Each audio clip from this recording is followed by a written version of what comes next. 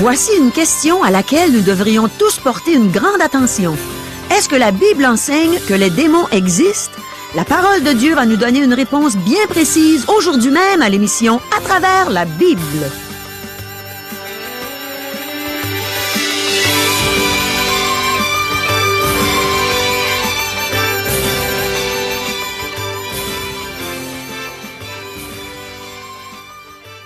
Chers auditeurs, pour en savoir davantage sur le contenu de cette émission, vous pouvez contacter en tout temps Radio Espoir via Internet à www.radioespoir.ca ou par téléphone, sans frais, au 1-877-l'Espoir, 1-877-537-7647. Bonjour, ici Caro. La parole de Dieu va nous entretenir sur des sujets très sérieux aujourd'hui, en réponse aux questions que voici. Est-ce que le ciel est vraiment un endroit passionnant? Est-ce que ceux qui disent qu'ils ne sont pas pécheurs sont en danger? Devons-nous demander à Dieu de nous pardonner nos péchés? Est-ce que le conformisme religieux peut nous ouvrir la porte du ciel? Est-ce que les démons existent réellement?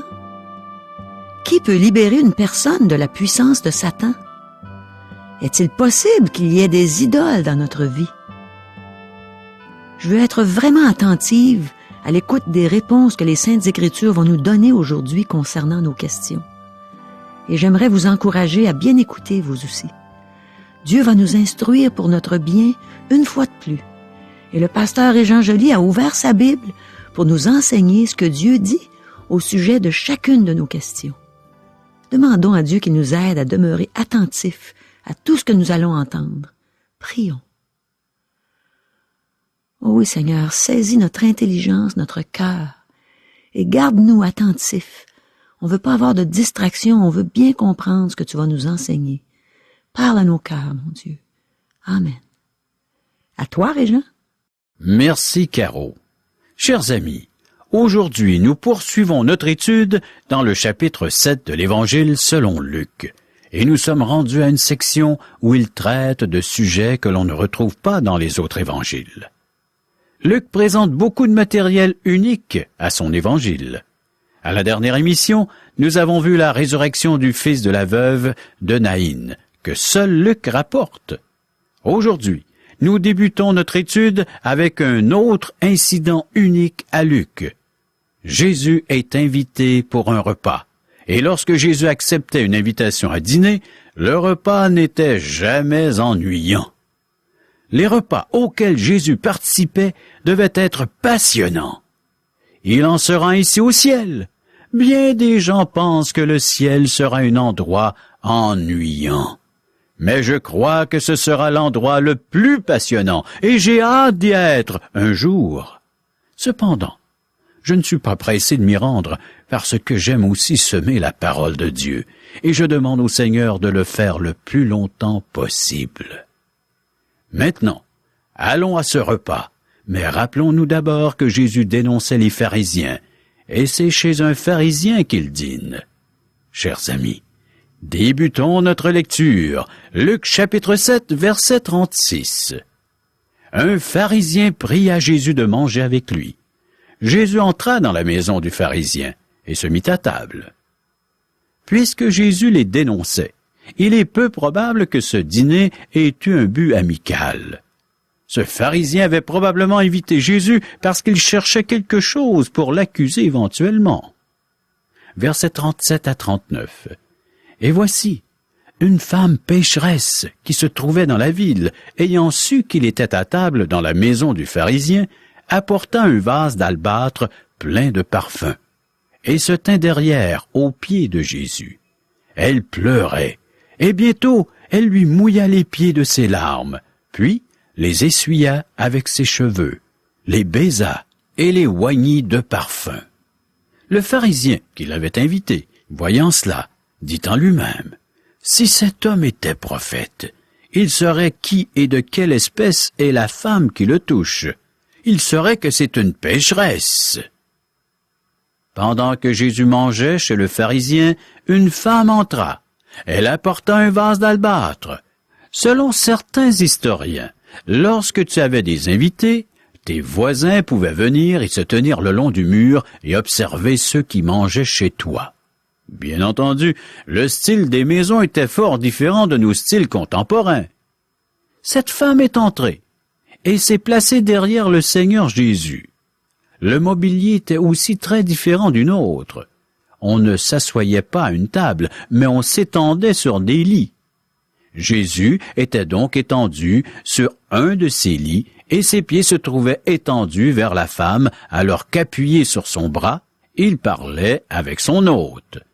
Alors qu'elle se tenait près des pieds du Seigneur, pleurant parce que ses péchés ont été pardonnés, elle a trempé ses pieds avec ses larmes et les a essuyés avec ses cheveux.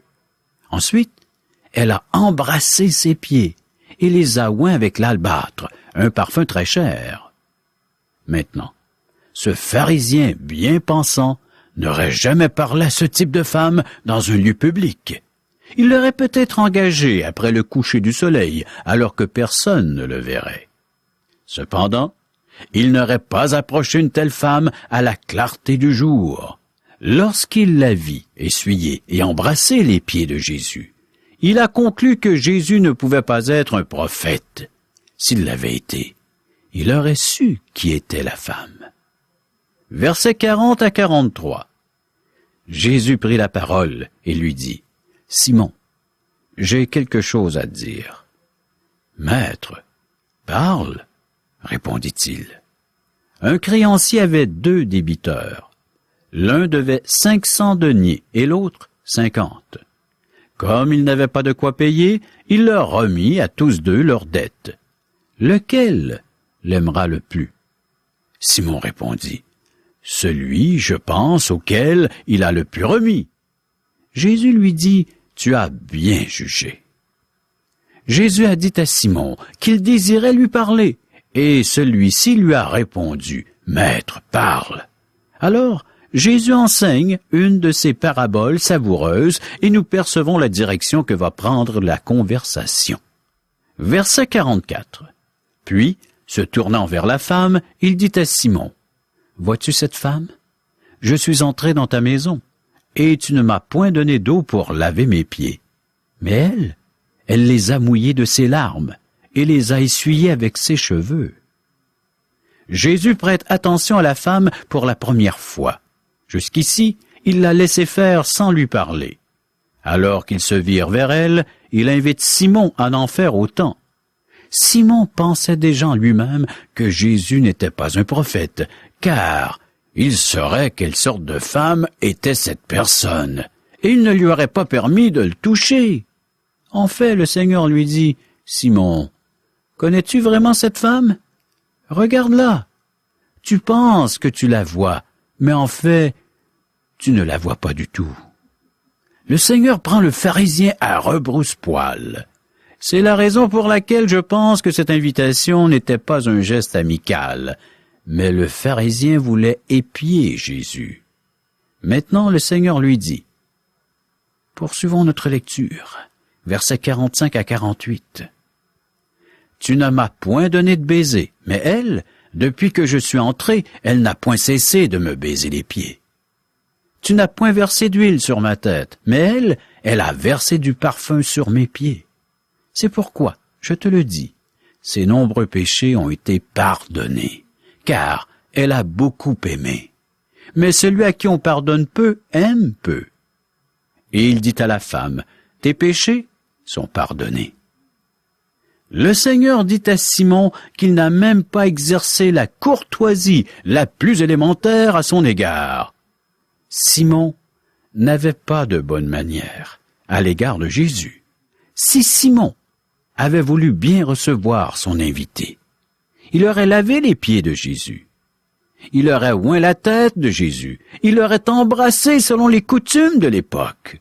Cependant, Simon n'a rien fait de tout cela. J'aurais aimé être présent à ce repas. Jésus était imbattable pour ses discours. Ce qu'il a dit a dû faire blêmir Simon. Cette femme de la rue, sans espoir, désirait être pardonnée. Dieu est présent, et il lui a pardonné ses péchés. Maintenant, le Seigneur dit à Simon, « Tu as bien jugé. Celui qui s'y veut remettre le remboursement de sa dette pour un plus gros montant est celui qui aimera le plus. » Bien vois-tu, cette femme était une plus grande pécheresse, mais ses nombreux péchés ont été pardonnés. Mais toi, parce que tu penses que tu n'es pas un pécheur, tu n'as pas demandé à être pardonné. Ainsi, ce pharisien bien pensant était là, demeurant un pécheur impardonné. Versets 49 et 50. Ceux qui étaient à table avec lui se mirent à dire en eux-mêmes, « Qui est celui-ci qui pardonne même les péchés? » Mais Jésus dit à la femme, « Ta foi t'a sauvée. Va en paix. » Ce message est encore très pertinent aujourd'hui. Si vous êtes membre d'une église, mais que vous n'avez pas demandé au Seigneur Jésus de vous pardonner, alors vous êtes perdu. Le conformisme religieux ne nous ouvre pas la porte du ciel. Cette femme n'avait pas de bonnes œuvres à son crédit, mais elle a mis sa confiance en Jésus-Christ et elle lui a demandé pardon. Maintenant, nous passons au chapitre 8 où le Seigneur poursuit son ministère en Galilée.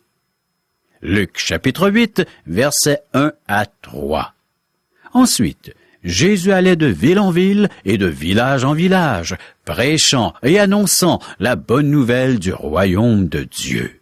Les 12 étaient auprès de lui, et quelques femmes qui avaient été guéries d'esprits malins et de maladies. Marie, dite de Magdala, de laquelle étaient sortis 7 démons. Jeanne, femme de Chuza, intendant d'Hérode, Suzanne et plusieurs autres qui l'assistaient de leurs biens. Ceci nous montre que de nombreuses personnes se tournaient vers Christ, dont des personnes de la haute société. Maintenant, nous allons passer au verset 26, car nous avons déjà étudié en détail les premiers items du chapitre. En effet, nous les avons vus en parcourant les évangiles de Marc et de Matthieu. Les éléments que nous sautons, mais que vous pouvez relire par vous-même, sont la parabole du semeur, la parabole de la chandelle allumée, les relations plus intimes de Jésus avec les croyants qu'avec sa famille, et finalement la tempête calmée miraculeusement. Donc, nous reprenons au verset 26 du 8e chapitre de l'Évangile selon Luc. Nous abordons la visite que Jésus a faite à Gadara, où Jésus a rencontré un homme possédé de plusieurs démons. Luc, qui était médecin, a donné plus de détails que les autres évangélistes au sujet de cet épisode. Luc chapitre 8, versets 26 et 27. Ils abordèrent dans le pays des Géraséniens, qui est vis-à-vis de la Galilée. Lorsque Jésus fut descendu à terre, il vint au-devant de lui un homme de la ville, qui était possédé de plusieurs démons. Depuis longtemps, il ne portait point de vêtements, et avait sa demeure non dans une maison, mais dans les sépulcres. En fait, il y avait 2 démoniaques, mais Luc a une raison de parler que d'un seul. Luc est médecin. Il veut nous donner une illustration.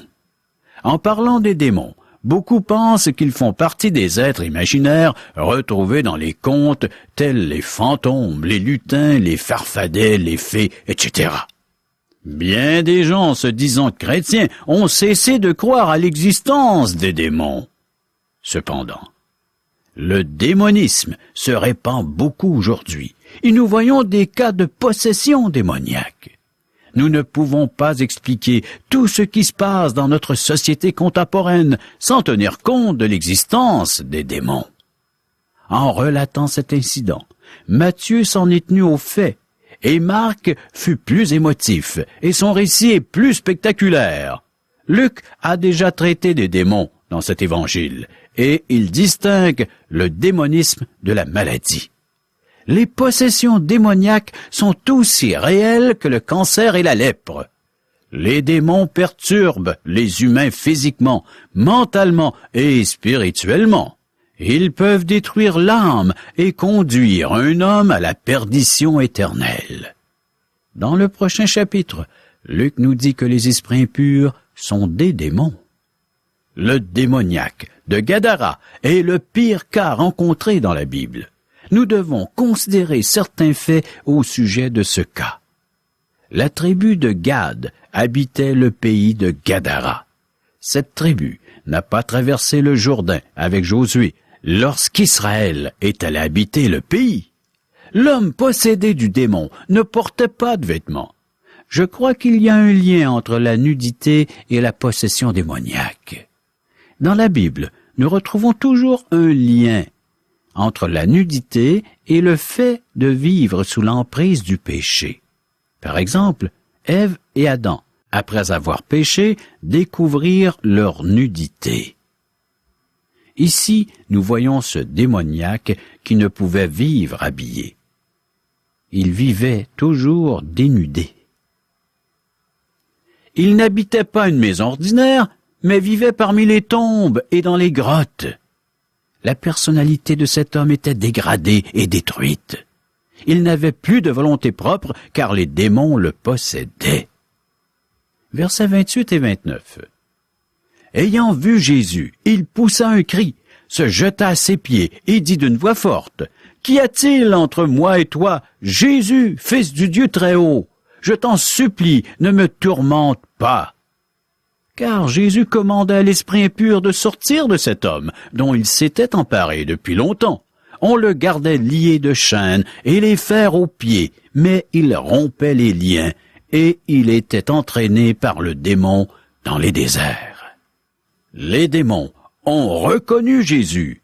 Jacques nous dit, « Tu crois qu'il y a un seul Dieu? Tu fais bien. » Les démons le croient aussi, et ils tremblent. Jacques, chapitre 2, verset 19. Les démons sont les ennemis de Dieu, et ils seront jugés un jour.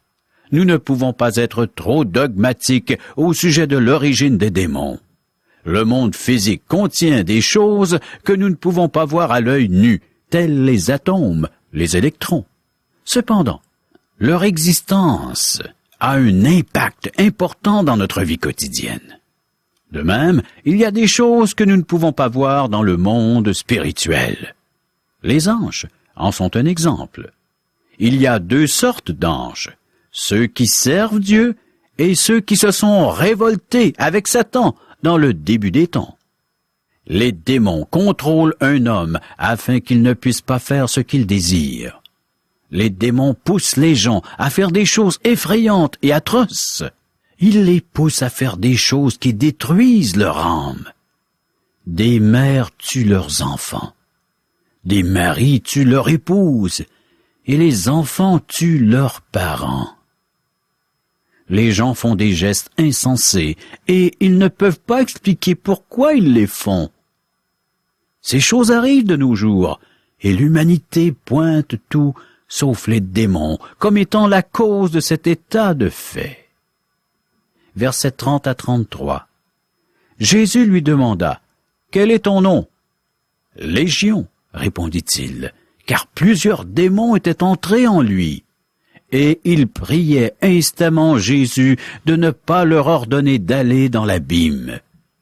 Il y avait là, dans la montagne, un grand troupeau de pourceaux qui paissaient. Et les démons supplièrent Jésus de leur permettre d'entrer dans ces pourceaux. Il le leur permit. Les démons sortirent de cet homme, entrèrent dans les pourceaux, et le troupeau se précipita à des pentes escarpées dans le lac et se noya. Cet homme était possédé de plusieurs démons. Ceux-ci ne voulaient pas retourner dans l'abîme, donc ils ont demandé au Seigneur la permission de les envoyer dans un troupeau de porcs. L'abîme est le lieu où sont incarcérés les autres anges déchus. Jude nous en parle dans son épître, qu'il a réservé pour le jugement du grand jour, enchaînés éternellement par les ténèbres, les anges qui n'ont pas gardé leur dignité, mais qui ont abandonné leur propre demeure. Verset 6 de cette lettre de Jude. Les démons veulent habiter dans les corps d'individus. Lorsqu'un démon est chassé d'une personne, il erre ici et là et cherche à y revenir. S'il ne peut pas, il trouve une autre personne. Il ne veut pas se retrouver sans corps. Lorsque Jésus les a chassés de l'homme, ils ont préféré aller dans des pourceaux plutôt que de retourner dans l'abîme. Notez que les pourceaux ont préféré la mort à la possession démoniaque. Versets 34 à 36. Ceux qui les faisaient paître, voyant ce qui était arrivé, s'enfuirent et répandirent la nouvelle dans la ville et dans les campagnes. Les gens allèrent voir ce qui était arrivé. Ils vinrent auprès de Jésus, et ils trouvèrent l'homme de qui étaient sortis les démons assis à ses pieds, vêtu, et dans son bon sens, et ils furent saisis de frayeur. Ceux qui avaient vu ce qui s'était passé leur racontèrent comment le démoniaque avait été guéri. L'homme a subi une transformation merveilleuse. Seul Christ peut libérer une personne de la puissance de Satan. Nous voyons le démonisme redevenir très populaire de nos jours. C'est une chose terrifiante et atroce. Il faut crier à Dieu pour avoir du secours. Seul Christ a le pouvoir de libérer une âme de l'emprise de Satan. Versets 37 à 40. Tous les habitants du pays des Géraséniens prièrent Jésus de s'éloigner d'eux, car ils étaient saisis d'une grande crainte. Jésus monta dans la barque et s'en retourna. L'homme de qui étaient sortis les démons lui demandait la permission de rester avec lui.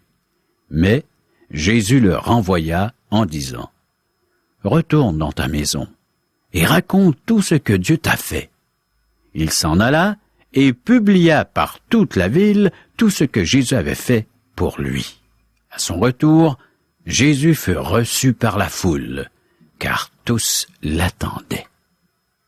Mes amis, en ce qui concerne les versets suivants, les versets 41 à 56, il nous raconte d'autres histoires de guérison. Nous allons passer tout simplement par-dessus. Revenons à nos moutons.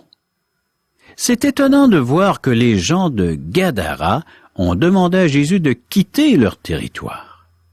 Ils ont préféré leur pourceau à Jésus. Nous, y a-t-il quelque chose que nous préférons à Jésus? Quelles sont tes idoles? Ta profession, ta propriété, ta maison, ton terrain, tes enfants bien élevés, tes richesses, ton compte en banque, ton souci pour la beauté ou pour ta forme physique, ta bonne santé. Y a-t-il quelque chose que tu désires plus qu'une communion intime avec Dieu? Y a-t-il quelque chose que tu désires au point de pécher pour l'obtenir? Si oui, tu as une idole. Cher ami, seul Jésus a la puissance de te détourner de tes idoles. Car il peut changer ton cœur. Mais le pouvoir te revient, car tu dois le laisser manifester sa puissance. C'est à toi que revient la décision. Imagine que Jésus est tout pour toi. Et en lui sont toutes choses. Et que tu deviennes héritier de tout ce que peut contenir la terre, l'univers et même tout ce que nous ne connaissons pas encore. En lui, tout t'appartient et tu ne manques de rien. Alors, comment pourrais-tu devenir plus riche? Chers amis, prochaine émission, Luc chapitre 9 à chapitre 10, verset 24. Oh, merci beaucoup, Régent. Eh bien, maintenant, on est certain que les démons existent, qu'ils sont les ennemis de Dieu et qu'heureusement, ils seront jugés un jour. C'est réconfortant de savoir que Christ peut libérer une personne de la puissance de Satan et qu'on peut, et même qu'on doit, crier à Dieu pour son secours dans les cas de personnes qui en sont possédées. Mais aujourd'hui, ce qui a retenu mon attention d'une manière particulière, c'est la fin de l'enseignement qu'on a reçu concernant les idoles. Régent nous a enseigné que les gens de Gadara ont demandé à Jésus de quitter leur territoire parce qu'ils préféraient leur pourceau à lui. Tout ce qu'on aime plus que Dieu, c'est une idole. Mon ami, est-ce que ta profession est une idole pour toi? Est-ce qu'elle te préoccupe quand tu es en train de chanter des cantiques à l'église le dimanche matin? Est-ce qu'elle t'empêche de mettre du temps pour lire la parole de Dieu chaque jour, pour annoncer la bonne nouvelle du salut à ta famille, à tes collègues, à tes voisins, tes amis? Est-ce que tes possessions sont des idoles pour toi? Par exemple, ta maison. Est-elle trop belle et trop propre pour y laisser entrer des amis ou des voisins dans le besoin? Est-ce que tes enfants sont des idoles pour toi? Veux-tu qu'ils aient les premières places dans les sports, dans les études, dans toutes leurs activités au point que tu te prives de simplement avoir du bon temps avec eux et que tu les empêches de connaître l'amour de Dieu? Est-ce que ta beauté et ta forme physique sont des idoles pour toi? Sont-elles importantes au point que tu préfères passer des heures au gym plutôt que de rencontrer des amis pour étudier la Bible, partager les bénédictions du Seigneur? Dans la première épître de Timothée au chapitre 4, le verset 8 m'a frappé d'une manière particulière, surtout la première fois que je l'ai lu. J'aimerais vous le lire. Il dit « Exerce-toi à la piété, car l'exercice corporel est utile à peu de choses, tandis que la piété est utile à tout. Elle a la promesse de la vie présente et de celle qui est à venir. » Bien sûr, on peut voir qu'il ne dit pas que l'exercice corporel ne sert à rien. Dans le temps de l'Église primitive, les gens marchaient puis ramaient aussi beaucoup. Aujourd'hui, notre travail est souvent sédentaire et en plus, on s'y rend en automobile. Donc, personnellement, je crois qu'il est bon que je fasse un peu d'exercice pour être en santé, pour être en forme, dans le but de mieux servir le Seigneur. Qu'est-ce que t'en penses? Je pense qu'on a tous à faire attention aux idoles que l'adversaire veut placer dans notre vie. Il est subtil, cet adversaire-là. Mon ami, s'il y a une idole dans ta vie, confesse-le au Seigneur. Dans la première épître de Jean, au 1er chapitre, verset 9, il est écrit que si nous confessons nos péchés, Dieu est fidèle et juste pour nous les pardonner, pour nous purifier de toute iniquité. Quel Dieu merveilleux! Quel Dieu miséricordieux! Il ne cesse de nous pardonner. Dès qu'on lui confesse un péché, qu'on lui demande pardon sincèrement, il nous accueille à bras ouverts et il remet la joie dans notre cœur. Cher ami, tu viens d'entendre ce message. Il y a peut-être des choses plus ou moins claires à ton esprit. Nous sommes prêts à prendre du temps avec toi et de pouvoir les expliquer. Quand j'entends un message pour la première fois, c'est pas toujours clair pour moi. J'ai besoin d'être éclairé de nouveau. Et c'est comme ça que toi, tu peux recevoir cet enseignement. Appelle-nous, il y a quelqu'un qui va te le réexpliquer, puis tu vas le comprendre. Aussi simplement que ça. Nous avons des gens disponibles en tout temps. Ils vont parler avec toi, ils vont t'expliquer les Saintes Écritures, ils vont répondre à toutes tes questions. Et tu pourras parler librement. On est là pour t'écouter. Tu peux être sûr, on va écouter ce que tu as à dire. Et si tu es souffrant, mais c'est le temps de le partager avec nous. Parce que la parole de Dieu a de belles consolations pour toi. Parle-leur à cœur ouvert. Dis-leur le fond de ta pensée. Oui. Fais-toi connaître. Et tu vas connaître en même temps ton grand Dieu, ton Dieu merveilleux. Appelle. Pour nous rejoindre, au téléphone. 1-877-l'Espoir. 1-877-537-7647. Ou à notre adresse courriel www.radioespoir.ca ou à l'adresse postale. Radio Espoir, casier postal 34 143, Charlesbourg, Québec, G1G 6P2. Bonne fin de semaine à tous. Et à lundi.